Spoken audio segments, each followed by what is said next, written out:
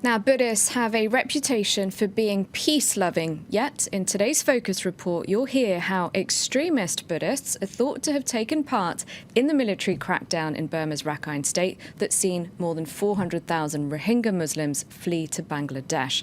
In Burma, there's an extremist version of Buddhism which claims the religion is under threat from Islam. France 24's Clovis Casali sent us this report. These young monks are the new guard of radical Buddhism in Burma. Their school is linked to Mabata, an influential movement known for its ultra-nationalist stance and anti-Islam rhetoric. Banned by religious authorities, it remains powerful across the country and claims to have 10 million members. One of the teachers has spotted us. I want to show you something about the war. Okay. He's keen to justify the army's clearance operations against the Rohingya Muslim minority in Rakhine state. For that, he quotes a famous Frenchman, Napoleon. You must remember this quote. So the quote says, "The world suffers a lot not because of the violence of bad people, but because of the silence of good people. The most important thing now is for the good people not to remain silent. France knows better than any other country the problems we're facing here. You too in France have many immigrants on your territory, especially from Muslim countries, and who are causing you many problems." Mabata is not afraid of using violence if it means protecting Burma's Buddhism. They believe the Rohingya Muslims are illegal immigrants from Bangladesh with no right to be in the country, even though some have lived here for generations. It's a new form of colonization. The Buddhist Rakhine people are becoming the minority in their own state. On average, each family has about 4 children, but the Rohingya Muslims have many wives and many more children. We have a saying that goes like this: if you corner a dog and start beating it, the dog will bite you. Northern Rakhine is under lockdown with ongoing violence. We were sent these amateur images by Rohingya activists. They show entire villages reduced to ashes. The army says the Rohingya themselves set fire to their houses. Over 400,000 civilians from the persecuted Muslim minority fled the violence to find refuge in neighbouring Bangladesh.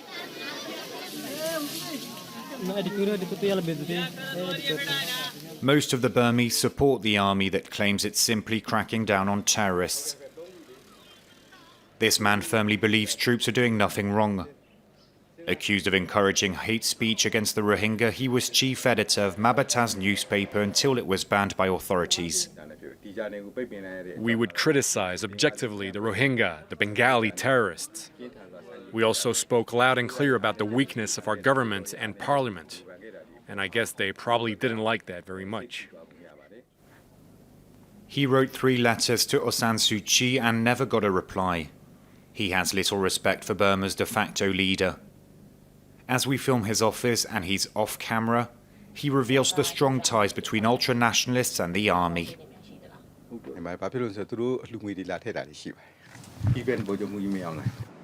General Min Aung Hlaing, Burma's commander-in-chief, is accused by some in the international community of ordering ethnic cleansing against the Rohingya.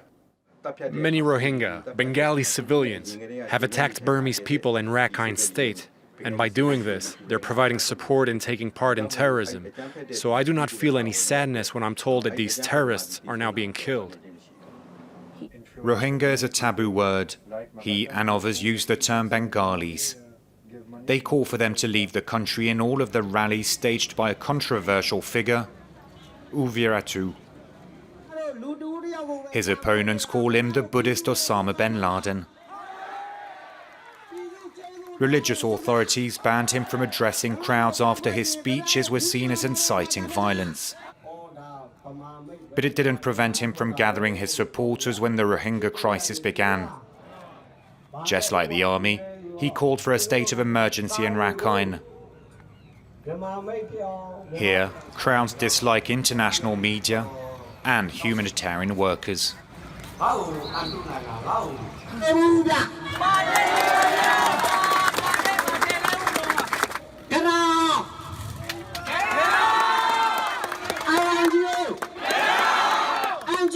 They are convinced foreigners and NGOs have a pro-Muslim bias that threatens the Buddhist nation.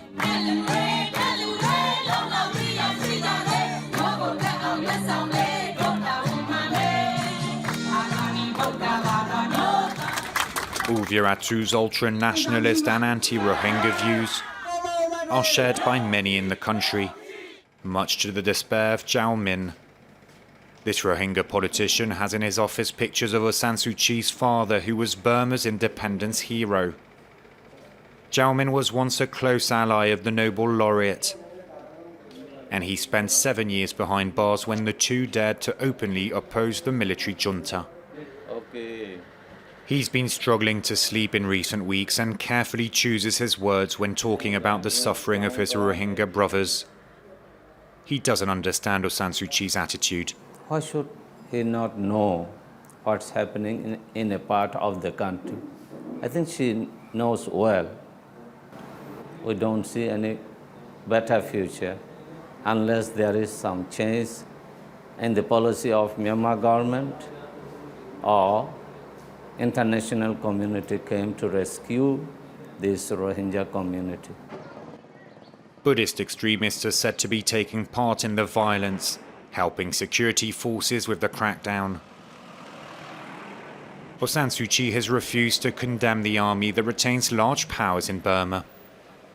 The de facto leader had promised to defend minorities. The Rohingya are bitterly disappointed in the lady who they once believed in. For more on this, I'm now joined in the studio by Sophie Ancel. She's a journalist and a writer who's an expert on Burma. Hello, thank you very much indeed for coming in. Now, I'd like to talk, first of all, before we go into the Rohingya in Burma and their situation more generally, about these extremist Buddhists. Our reporter at the beginning says they are influential. Just how influential are they in Burma? Just how much support do they have? They say they have 10 million members. You mean the extremists? Extremist Buddhists? Yes. Yeah. Yes. Sorry. Yeah, I believe. Buddhism has been very, very influential since always. So currently, these extremist Buddhists show that they have this position that not only they are anti-Muslim, spreading violence, hate speech, but also they actually are very into the society. So they are bringing education to children, and so the population really look at them like people who are the most legitimate into speaking about Buddhism rather than the junta, the dictator, or the political parties. So because the monk for many years have been very involved into the society and into the local people, supporting them through the dictator. So that's probably why they are getting very, very influential today in the society. So Viratu, for example, on his Facebook is followed by 400,000 people. And another monk, Sitagu, which is also part of this group, is followed by 200,000 people. They are really the charismatic monk today in Burma.